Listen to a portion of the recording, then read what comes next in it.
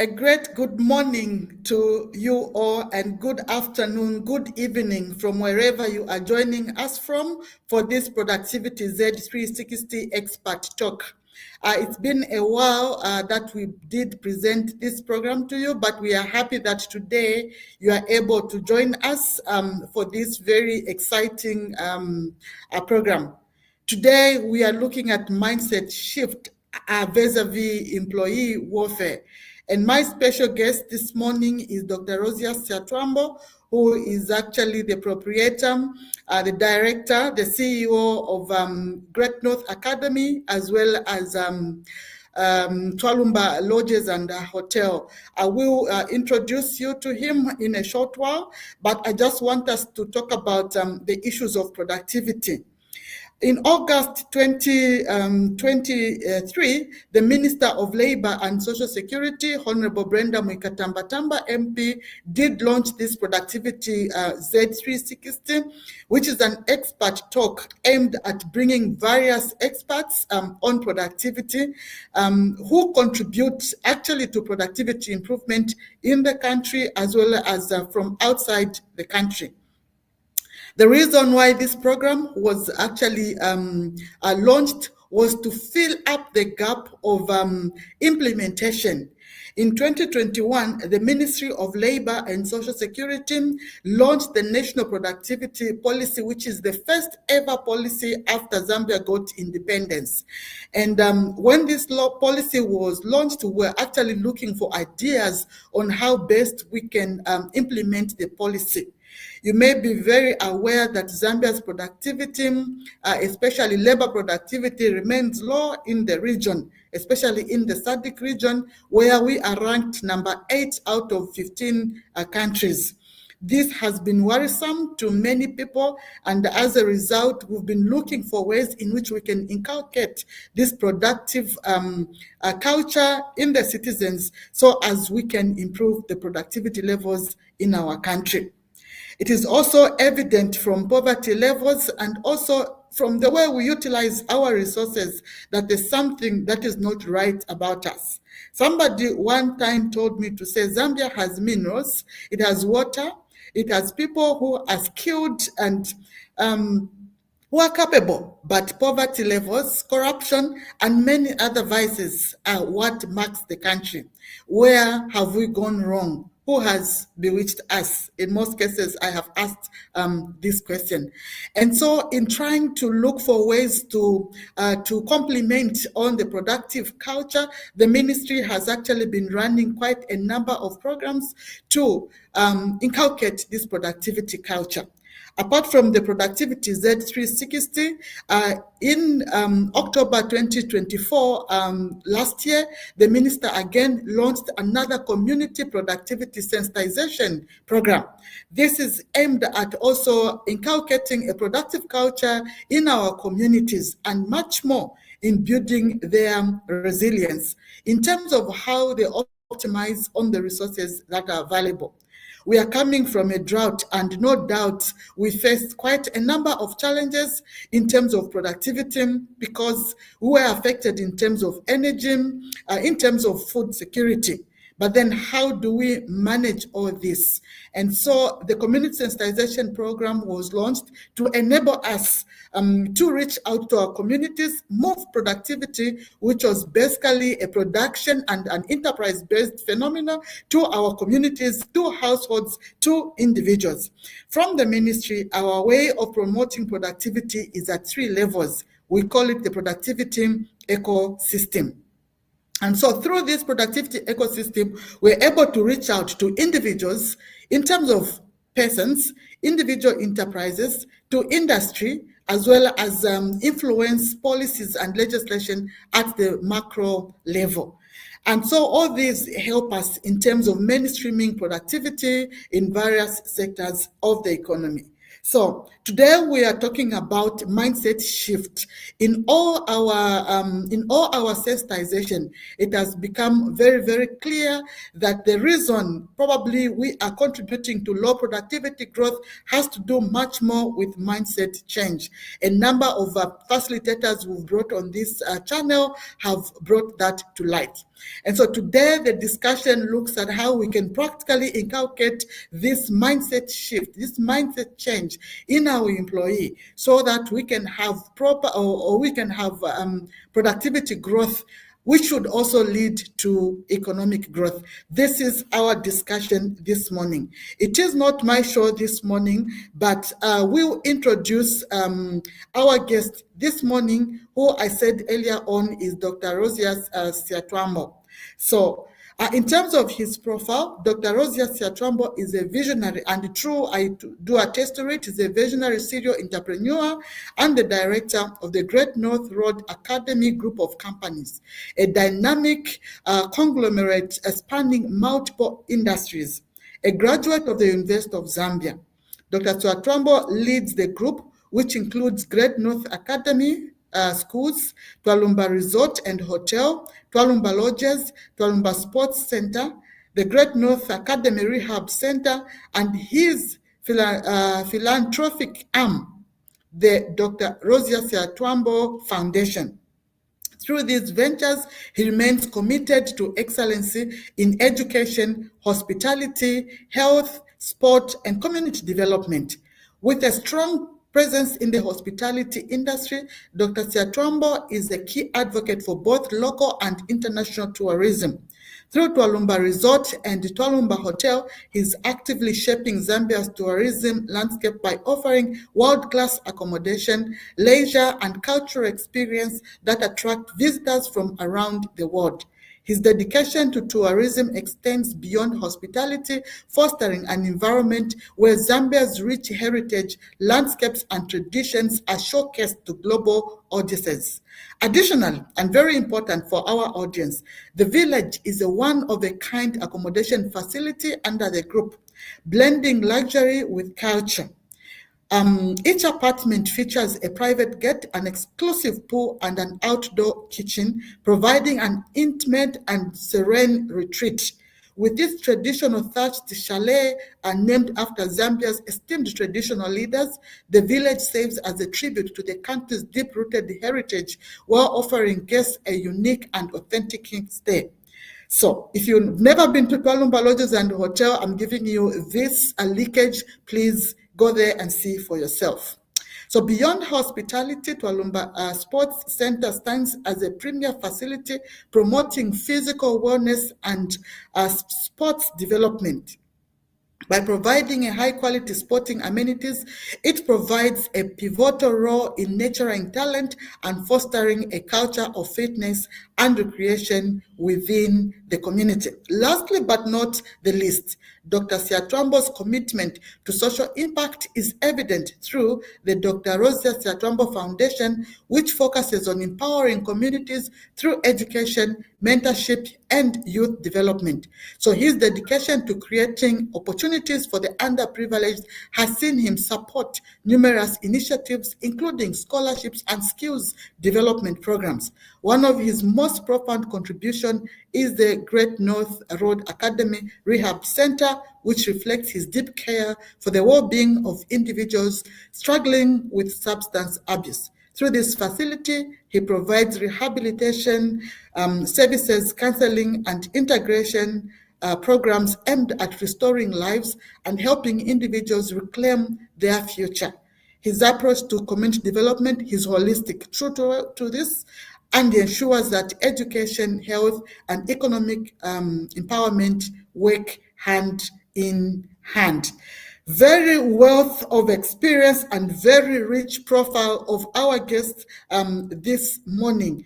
I'm sure by the end of this program, we will all be blessed to have him and to listen from him. So allow me to bring on the stage Dr. Rozious Siatwambo, who I have just ably read his profile and given you leakage of how best you can tap into his facilities and give yourself a good retreat at one of the Twalumba lodges. I think it's my date this weekend. I am glad to host you, Dr. Siatwambo, this morning, and welcome to the Productivity Z360. This is an initiative of the Ministry of Labor and Social Security. We are honored, sir, to have you. Good morning. Good morning, Yvonne. Thank you so much. Thank you very much for hosting me on this great and wonderful platform. I like the way you read the profile. I read it with all the passion. Yeah. Yeah, it shows a legacy that you have and that we should emulate. I'm actually inspired. I think I'm not doing more for humanity. This is something that I have learned just by reading your profile. I was like, wow, I think I need to tap into this this legacy. Very, very important. So today it's your show, Doc, and the topic is a very clear: mindset shift, employee warfare, and how these link with productivity, national growth or economic growth, as well as enterprise development. What is our viewers learning from you? So I will go off stage. I'd leave the stage for you to bring out everything that you have prepared for my viewers. And for those viewing us on YouTube or on Facebook, please, you can write your comment, your question on the chat box, and I will be able to read through your questions at the end of the presentation. So we have about 40 minutes to do this, Doc. So the floor is yours, and thank you very much. Oh, thank you so much. Thank you very much, Yvonne. And like I mentioned earlier, it's such a wonderful, beautiful program. And anything to do with productivity, mindset, that's what I feed on. And I would like to applaud the Minister of Labor for this wonderful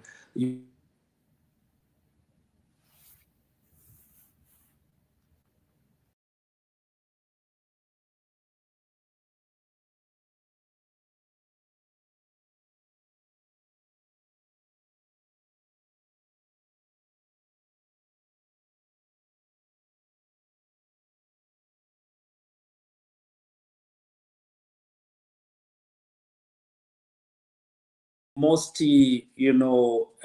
organization. And I want to say much of my presentation will be from the practical point of view. And I will be explaining on how, as Great North Road Academy, we have evolved and how we have managed, especially in the area of mindset shift, and also trying to take, keen interest in the employees, welfare. And I hope you are going to learn.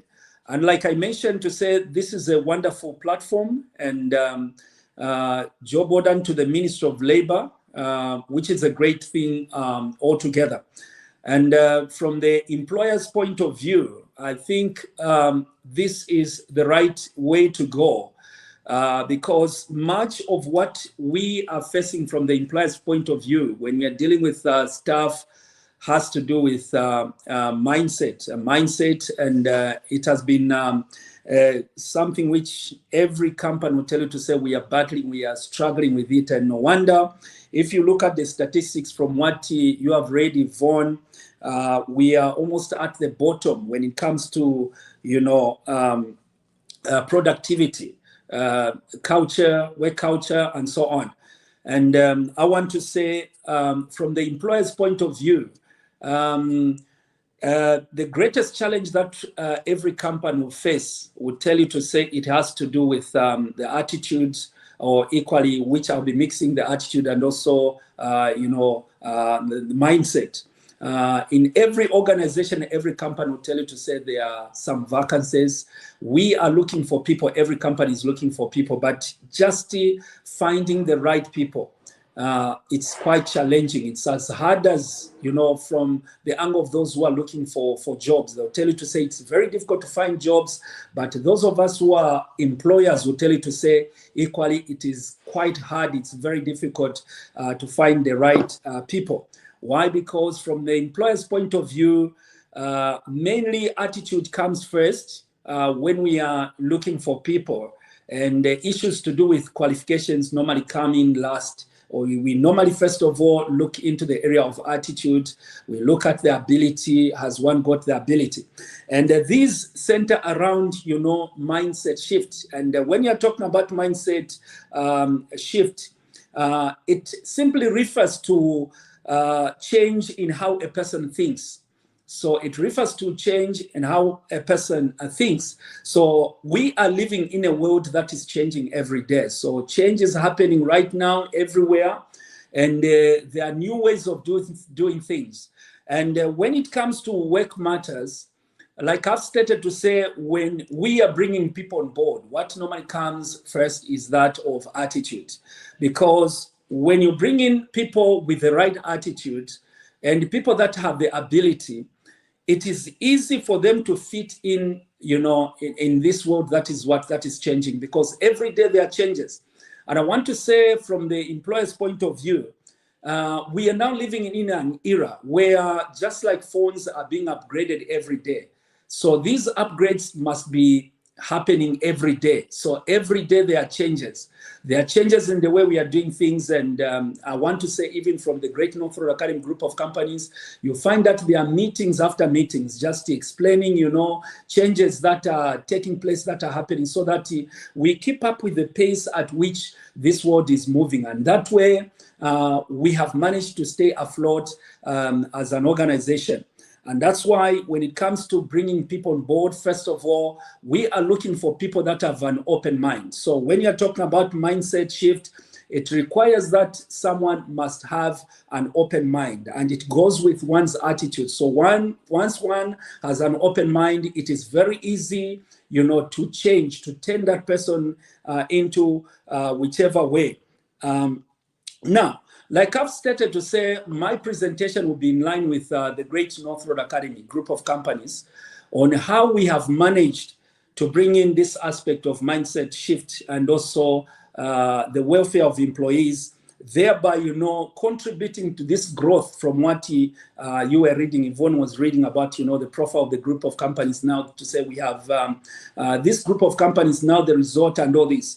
And within the span of 20 years, from the time the company started as a tuition center, we are seeing now this organization. And I want to say that in itself shows that there is a high level of productivity.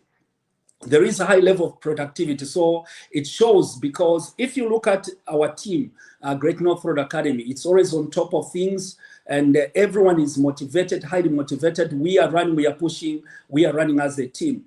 And just maybe to chip in when it comes to the topic, I want to say there's so much that we've been doing in the background. And as an organization, we have taken, this area of mindset shift as a crucial part when it comes to, our members of staff, including even myself. And what we have been doing as an organization is every person who comes into the organization, they undergo through, certain programs, and which takes about, 1 to 2 months, where they have to be retrained. And one of the most crucial areas that we've been looking at is that of understanding oneself. And this is so crucial, it's very crucial. So whenever people are coming on board, first of all, we must take them through this process of understanding themselves, because for one to fit in any environment, to work with other people, remember, if we are going into any work environment, we are talking about, dealing with people from a diverse, environment, background, and also culture. Such that if people are not prepared to fit in anywhere, those are moments where, people meet, and instead of working, people end up, gossiping, they end up, slowing down the process and so on. And that's why, from the Great North Road Academy group of companies point of view, we first of all begin with, this mindset, shift program, where one has to learn. First of all, they must be aware. We take them through this awareness program. And awareness program here, they will need to learn and understand themselves, because if someone understands themselves, then it's easy for them to understand other people and equally the organization. So they go through this process of understanding themselves, and equally we have also to check on their temperament test. So temperament test, it will simply show us, the kind of a person we're bringing on board. Is this person, a sanguine? Is this person, a melancholy? Or is this person? So once we understand, then it is very easy for even other members to understand that person. And of course, there are other tests that are normally, conducted where we have to check on the stress levels. We have to check also on the depression levels which they undergo through the test. Now, following that, from the organization point of view, when you're talking about mindset, shift, it is very important for any organization to help their employees understand the vision, the mission, and everything. I think this is where it goes wrong, in that sometimes organizations, end up just bringing people on board. And some of these things like the vision and the mission, they're just explained on the surface without someone understanding, the detailed part of it. So in the case of our organization, we do a detailed explanation so that someone can understand the vision, and such that when they are working, they must know how they are, for instance, not being productive, or how they are being productive will contribute to the well-being of the organization. So in any case, I'll give you an example of, for instance, a security guard, where security guards are trained in details so that they can understand that as clients are coming in, they need to understand the meaning of, saluting when they're saluting to the clients. How does that, trickle down to them, back to them, once they salute to that client? And how is that connected, to the vision of the organization?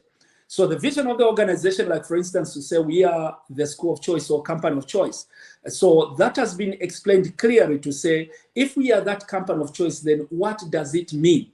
Okay, so explanation has been given in details, such that once they understand how that company of choice, vision is, then it's easy now to take it down to everyone to understand, within their operations on how whatever they are doing will contribute to this company of choice. So in any case, I want to just explain to fellow employers and the private sector, generally the private sector out there, to say it's very important on our part to explain the vision, and that must be very clear, starting from the least up to the topmost people within the organization. And once they understand, then you find that there is that sense of ownership.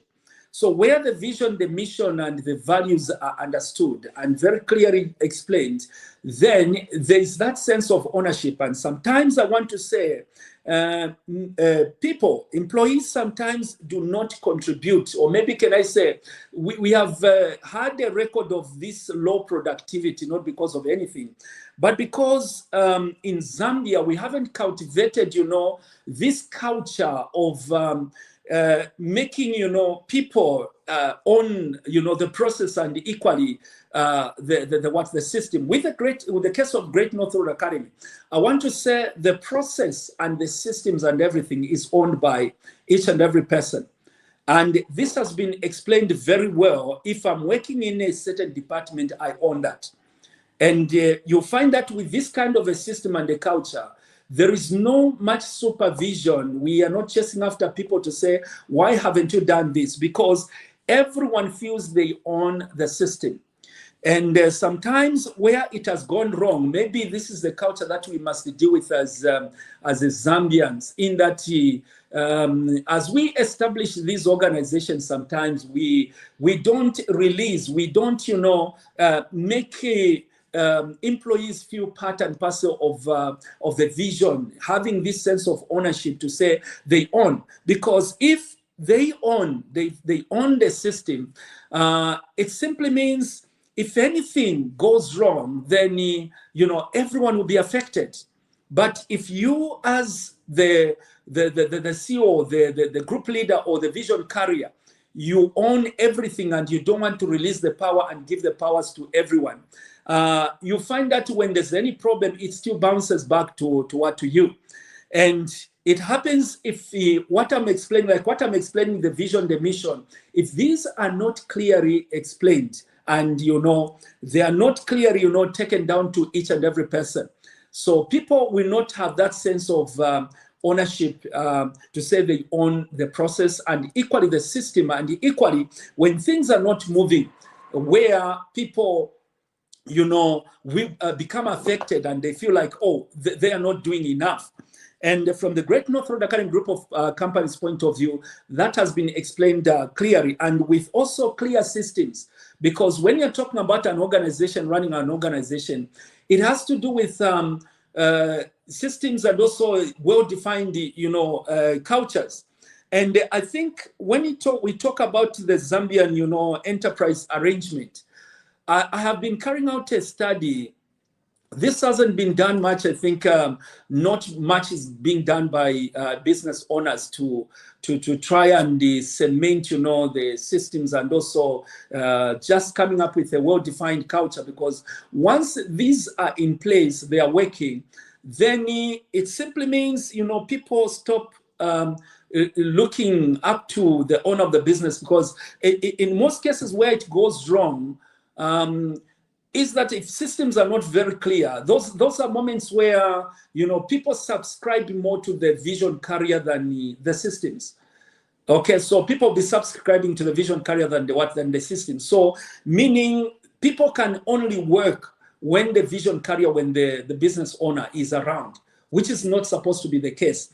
And when systems are in place, when systems are running, you find that people run even away from the vision carrier. Like in the case of the group of companies, I think I've explained this one before to say we run by a system. So we all subscribe to the system, including even me as a CEO, where we abide, we look up to the system, we are answerable to this system. So meaning people will not work because they are seeing me. So meaning the system will not run because, I am not around. So even when I'm not around, you'll find that the system is what is running. Everyone is up and running because, people are subscribing to this system and they understand, they know the consequences. So when you're talking about systems where everything, the policies, everything has been explained, and even the standards, in terms of meeting the standards, these are well knit and they have been explained. So at that point, it simply means people will be subscribing to the system. And I want to say, when it comes to mindset shift, a lot of work needs to be done, especially from the employer's point of view. And like I mentioned, I think I've mentioned before on one of the platforms, to say in this country, I think we have the gap when it comes to what our training institutions are providing to that of the employees, what the employers are looking for. So from the employer's point of view, our focus normally has been on attitude, even as we are bringing people on board, especially the private sector. We focus so much on one's attitude, ability, and then qualifications normally come last, as opposed to the training institutions. Maybe if one day this mark as a country, if we have to go up, there'll be need for a serious change from the training institutions, so that maybe we introduce even subjects known as attitude as a subject, because attitude is key. It's a major ingredient when it comes to work, as opposed to, yes, qualifications, one can have the qualifications, but if they have the wrong attitude, it simply means even their mindset will not be correct. And maybe on this one, my appeal is to the training institutions. If we can shift it and then move in that direction, then productivity shall improve. Now, coming to the welfare of employees' welfare, I want to say, whilst we are looking at mindset shift, key also to productivity is that of employee welfare. Very key and very, very important. So in that, many a times that most business owners focus so much on profit making at the expense of employee welfare. So we focus so much on the profit, and by doing so, we don't get the desired profit. We chase after profit and so on. And like I mentioned to say, I'll be referring to the group of companies because we have a model in this line, in that if you come into our organization, profit is never mentioned. We don't discuss profit. We don't talk about profit. Much of what we are talking about is that of the welfare of employees. Yes, we may not be the best in terms of how much we pay, but sometimes it has to do with you as the CEO of the vision carrier being concerned when it comes to the welfare of the members of staff, which is key, as opposed to chasing after profit like what other organizations are doing. And I've come to realize that if you focus on the welfare, I think this one takes just little things. It takes little things, like paying attention to generally the happenings, and away from paying attention to the happenings, like in our organization, I think we have prioritized the areas such as, taking our employees out sometimes just to go and have fun, team building activities. And also we have a certain culture where we embrace one another, and we do quite a lot in the background. And this is meant to make, members of staff, that way they feel part and parcel of the organization. In certain organizations, you are going to find that the gap between the vision carrier, probably the CEO, and that of the list is so wide, and thereby, the one who is on top is far away from reality. So in the case of the group of companies, we have narrowed that, gap such that I'm easily accessible. Equally, I can talk to anybody. They can talk to me. So we have narrowed that, removed some of these, bureaucracies of if I have to talk to someone, sometimes I need to undergo through this rigorous, process. Me, even under a tree, I meet someone. Wherever I go, I walk alone. Sometimes I talk to people. I visit, various points within the organization. And many a times, I think, like as an organization, we have put this one as a priority. In that we have a program we have dubbed, one-on-one, where I would take my time, and equally general manager and other, leaders, just to understand, to just listen, and just have this, personal conversation, which are recorded.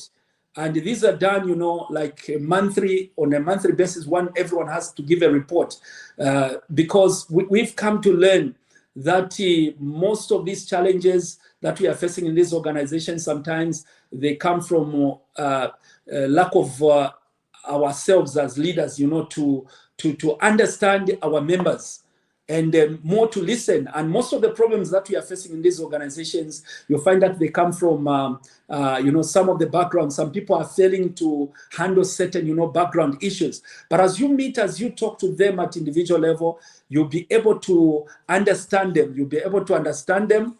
And that way, once you understand them, then it's easy for you to work with them. You can easily work with them. And apart from that, also, like from the company point of view, on the employee welfare, we have made it a policy that we are also dealing with issues to do with personal development. So we have these mentorship programs that have been running, whether at entrepreneurship, where our members have been allowed to run businesses, of course, which do not conflict with what we are doing. And as an enterprise, as an entrepreneur, I've been there to teach them, just to show them on how these businesses are done. And many of you, I think, may have seen recently where we launched our internal, lending facility as an organization, where members are borrowing from within the organization to run small businesses. So that is meant to, show, to say we care for each and every member. We are not just after profit to say we make profit as an organization, but how about a member? How can these people develop and so on? So our system has been focusing on personal development, members of staff, teaching them, and equally when there are workshops, seminars somewhere, sponsoring them, We have sent teams abroad. We have done all this, and sometimes at a huge cost. We don't look at how much money we're spending, but we are looking at the welfare. And we believe that as people grow, then the organization will be growing. So in matters of organization, like I think with my team, what we've been looking at, I've told them to say, my job is to deal with you. And I've discovered that once members of staff are well catered for, you look into the welfare, then they're going to look into the welfare of the business.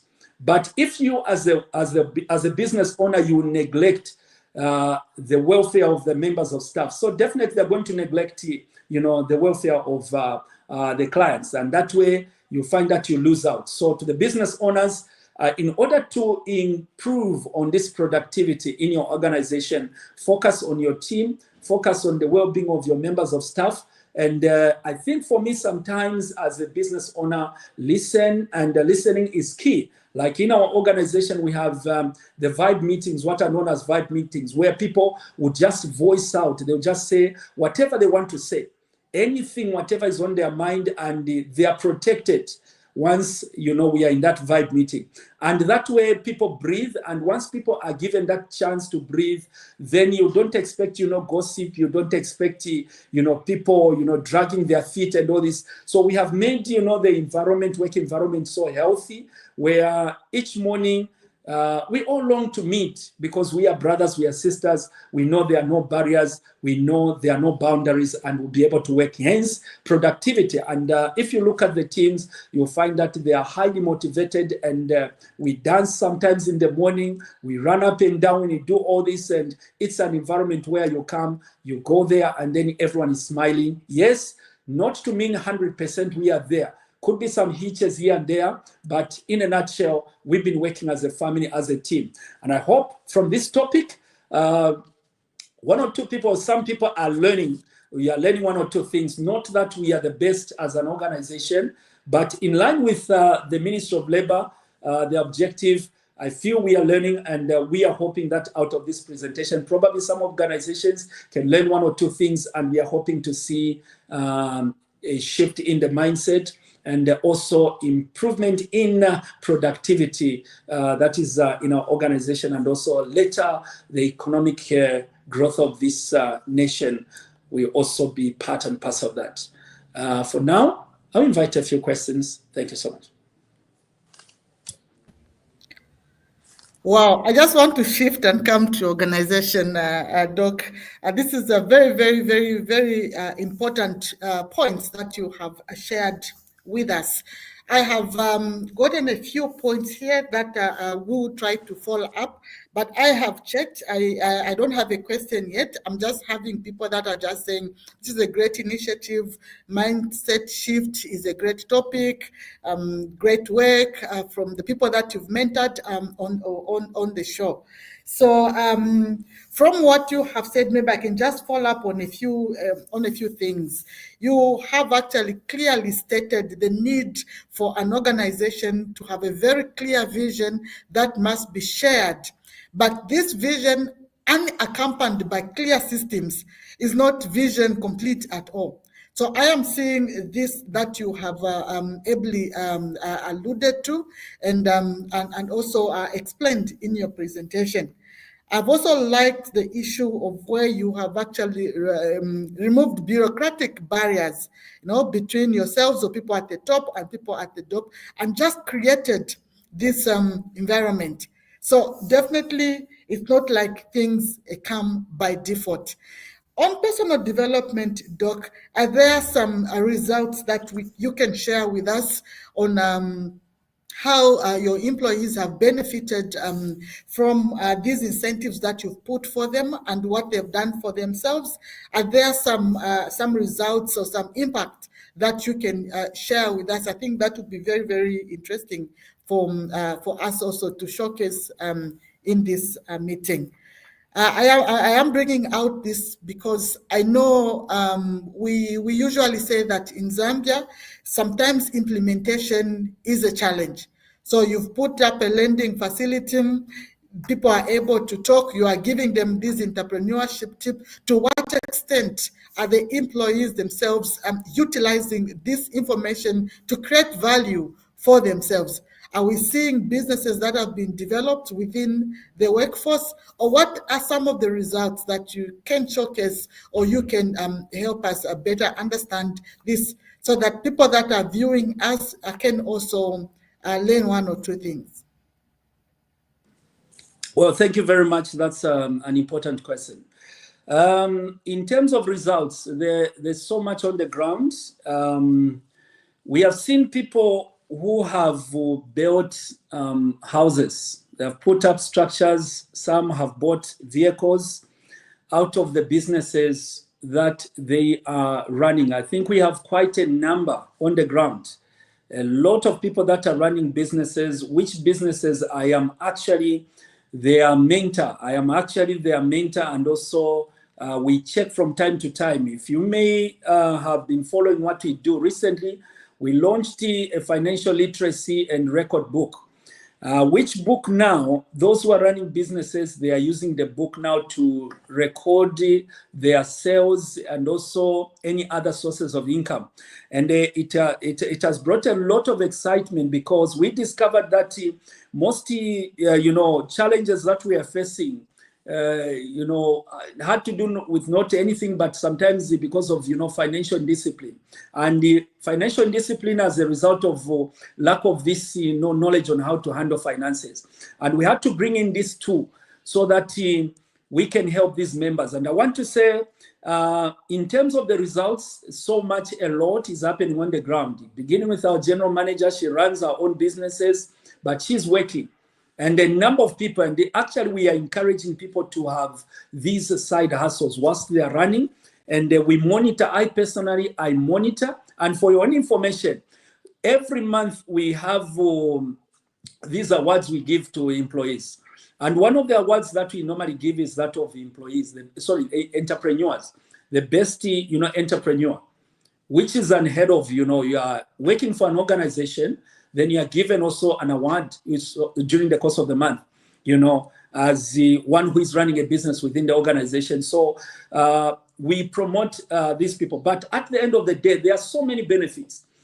And from the organization point of view, we have also noticed that with these incentives we have put in place, away from high level of productivity, retention levels also are very high. We rarely, yes, people leave, but not at the rate at which people leave other organizations.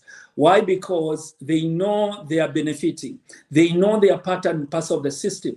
They know they know they own the system.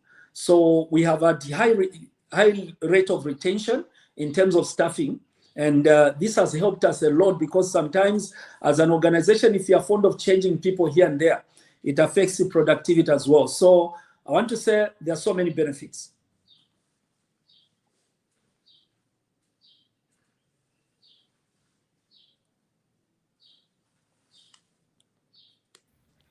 That's very important, and an attachment of awards to everything that is being done. Very, very informative session that you have given us.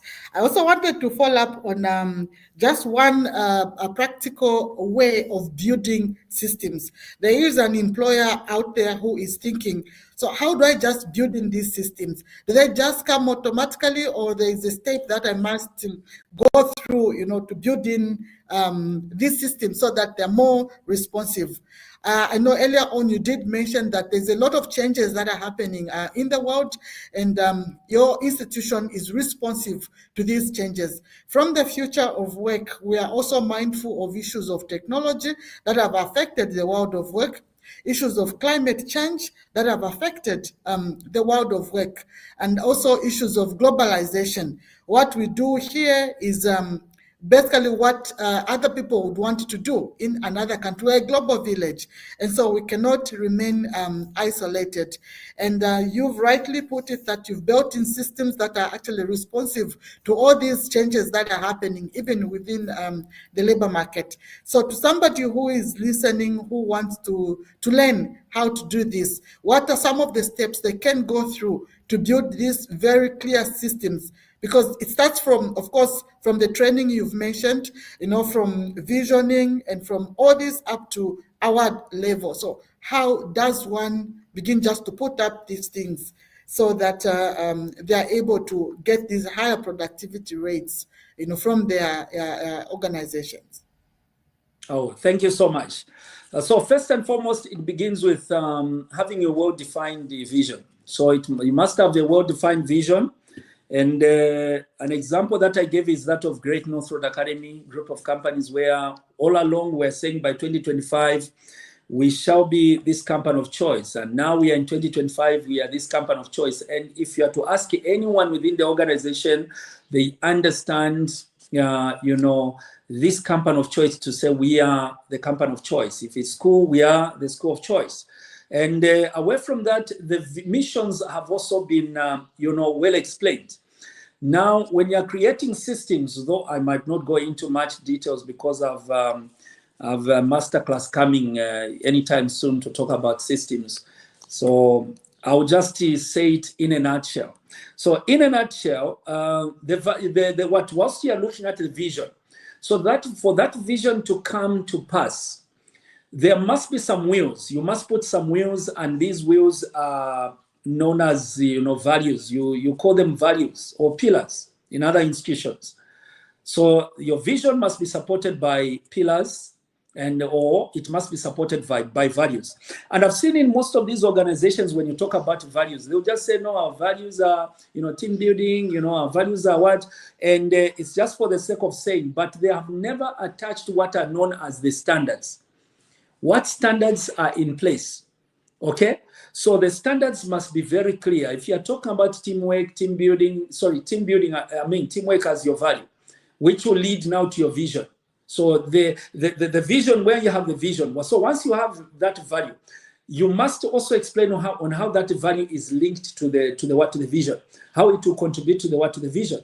So if you look at teamwork, for instance, there must be standards. For you to run as a team, to operate as a team, there must be standards. It's not just putting on paper to say we believe in teamwork like in other organizations, but when you go on the ground, you find there's so much confusion, there's tension on the ground and so on.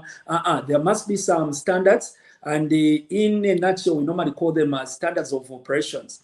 And once you have those standards of operations, then now your job is just to monitor in the background whether people are meeting up to those. And those are enforced, they are timely, so you need to add some schedules to that, like how often they must do these activities and so on, in order to achieve the desired goal results. And every month, maybe checking on the standards, are they meeting those standards and so on. And once that has been done now, when you go on the ground, as you are monitoring, you just check on the key performance indicators, and those are showing. And sometimes when you're running a business, you might not go to the staff, the members of staff, when you're checking on the performance indicators. You can go even to the clients, checking on the level of satisfaction and all this and so on. So in a nutshell, but like I mentioned, to say there's a masterclass coming in the month of September, on the 13th of September, where I will be explaining in details on how you can establish or set up these, systems in a business. And once these systems are up and running, you don't stress, even as a business owner. There's high level of productivity, people are motivated, everyone is very happy because everyone is subscribing to the business. When there's anything that has gone wrong, like in our organization, you never find people attacking the CEO. I'm also part and parcel of the system. Like I've seen other meetings where people be attacking, the directors, the and so on. No, but in the case where the system is running, everyone is subscribing to the system. When things go wrong, we all look up to the system. We must question the system. Who in the system is not doing their best? What is happening? Where did things go wrong? We are even able to trace if there's a problem. Unlike, where there are no systems, then the directors are the ones who are to blame. Great. And all these things, I am thinking, you are a father, you are a husband, you are an entrepreneur, and you are doing so much. I saw the campaign for Boy Child as well, I think on one of the posts, and all these things. Work-life balance, how is this working for you? Well, this is working out well, and I want to say the business from the business point of view, once you have systems in place, then you don't stress. I've seen people have been asking me questions to say, with all this group of companies, do you sleep? Yes, I do. I sleep. Do you rest? I rest. And I normally have enough rest. I sleep, I rest. Why? Because when you're running an organization, it's the system that, run an organization. And thereby, because I have enough time to rest, then I have enough time even to spend with my children, my family, which I've been doing so. I have time, because in matters of organization, especially when you're a leader, you don't start leading from the organization point of view. Your leadership must first of all be proven at family level. So for me to lead this organization, I must be a good leader at family level. My children must be well managed. My children must be well taught, and my children must be an example. In most cases, I've seen business owners, leaving the family behind. You start running a business. Those are moments where your children now, when they grow up, they become, a challenge now to the organization, where they can go insult, do what. But in our case, as a family, we've made sure that even the succession, plan, all these things have been put in place, where some of these children, they're already running in the background in readiness for them to take over maybe 10, 15, or 20 years. One day when we are tired, they'll be able to pick it up from there. So I want to say, when you're looking at this organization, we are not looking at it for today or tomorrow. It must live beyond us one day. So generational wealth, that's what we are looking at. And for me, it's starting from building it from the family point of view, and from the family point of view, of course, with the children, and also my wife as well, my co-director, and of course, taking it to the organization. And like you mentioned, we have the Boys to Men conference coming on the 23rd of this month, where from the foundation point of view, Dr. Rozious Siatwambo Foundation, we are trying to rebuild our boys. We are trying to bring boys to the state where they're supposed to be. This is in view of the happenings in the society now. So much that is happening because this boy child has been neglected. Thousands of junkies in our compounds, and it's a sorry sight altogether. Boys are failing in many of these areas. It's high time we restore them, and this step has been taken by the Dr. Rozious Siatwambo Foundation, supported by the Great North Road Academy group of companies.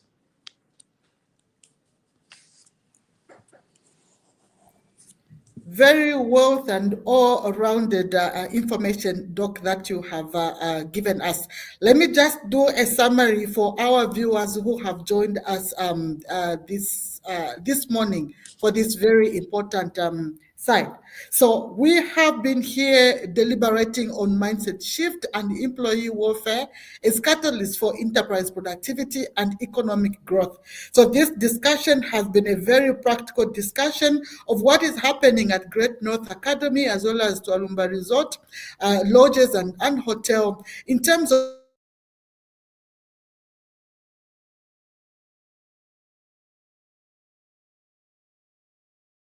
how the management has put up. From those of you that have been listening to us, there's been a very strong call for inculcating proper attitudes, proper mindset in people. He did mention that it is actually very hard to find the right people. So is it the issue of skills gap, What do we take away from our skills training institution?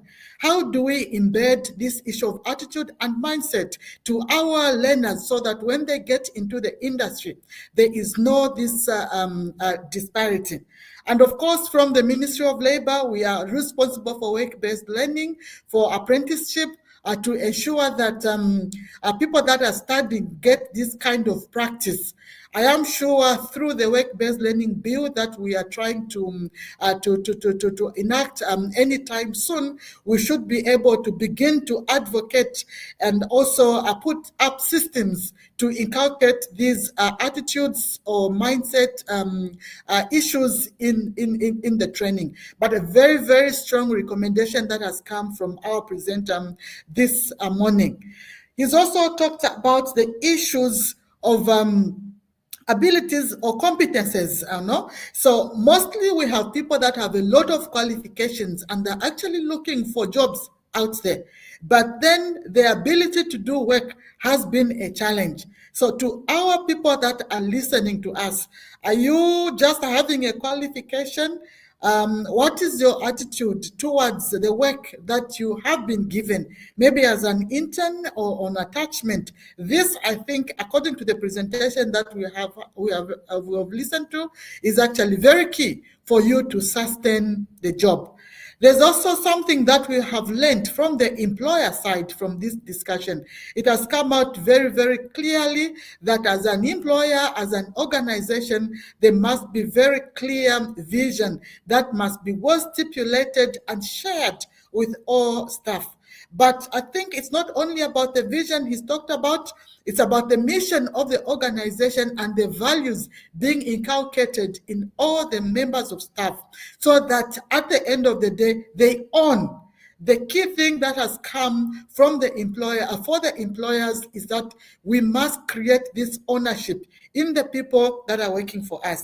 I know there's a motto I used to know about Toyota many years ago. It says, we don't make cars, we make people. We first of all make people, then we make cars, in short. But also what I've learned from Dr. Siatwambo is that you take care of people. You take care of the welfare of people, and eventually they'll take care of your business. This has been, I think, very, very inspiring for the employers that are listening to this.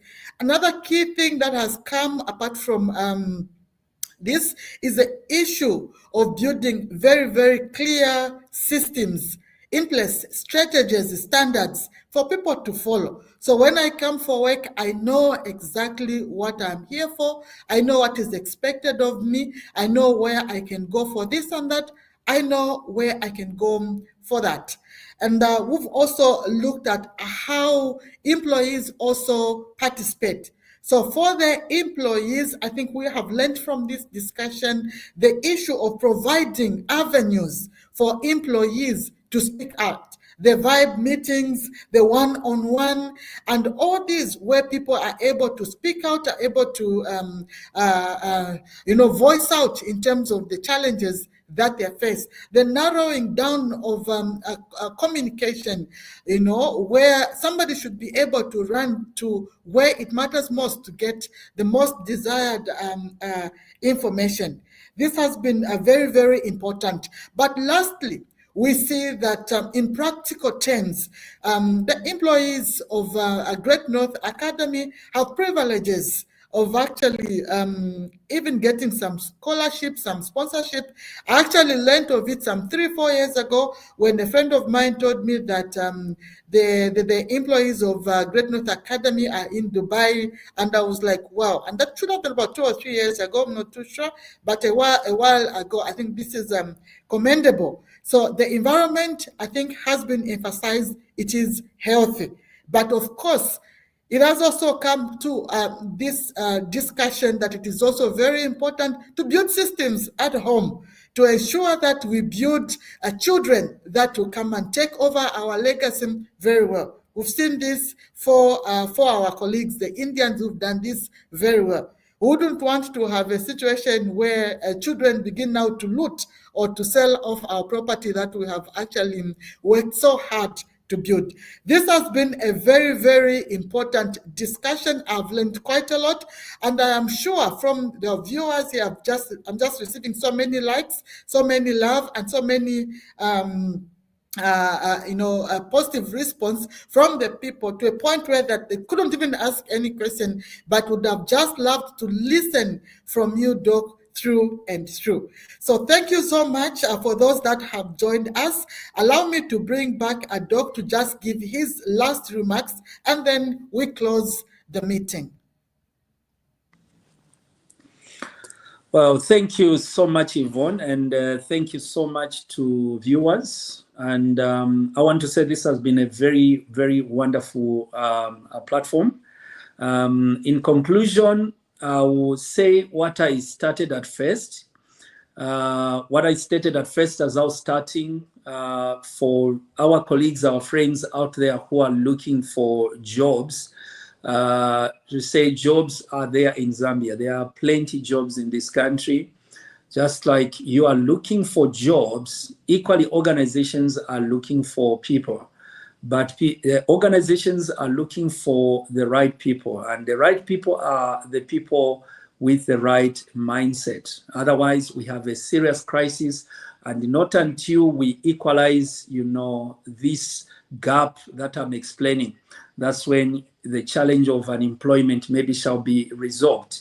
And I think I've stated it from all angles, even to the employers also. It is our duty, our responsibility also, to ensure that, our employees are taken care of very well. It's not about, how much money you're giving them, but it's just a matter of creating, a conducive, work environment where everyone must be longing to go for work, an environment where people can speak out without intimidation, where people can voice out, where people have a say in the running of the organization. So that way, everyone will feel part and parcel of the organization. That way we'll be creating a healthy work environment. And the healthy work environment simply means high level of productivity. High level of productivity, it trickles down also to the nation, where even the nation is going to benefit in terms of, whether taxes and other incentives or benefits that will go across the society. It has been a pleasure on my part, and thanks once more to the Ministry of Labor. Thank you, Yvonne. Thank you very much, Doc. It has been a very, very informative session, and I must thank you so much for taking this time to join our ProductivityZed360 Expert Talk this morning. I know you are very busy, but you found time because of the importance of the subject that you have shared. I know you have saved so many organizations and so many employees, and we are all looking forward to making Zambia a better nation. Like you have said, it starts with an individual to an organization, and then now we can talk about our nation. And to our viewers, those of you that joined us, in case you haven't subscribed to the channel, please subscribe and click the notification button so that every time we go live with such kind of presentations, you'll be able to follow us through. We are bringing this Productivity Z360 every month, the first week of a Tuesday or a Thursday, subject to the availability of our expert. And we are glad today that we managed to have this 4th edition, and I'm sure you must be looking forward to the 5th edition next month. I wish you a productive a day and a productive week, and I wish you higher productivity in whatever we are doing. So until you join us next month on this Productivity Z Talk, I'm your usual presenter, Yvonne Kanenganawila, Chief Productivity and Quality Improvement Officer from the National Productivity Development Department of the Ministry of Labor and Social Security. So thank you very much for joining, and see you next month.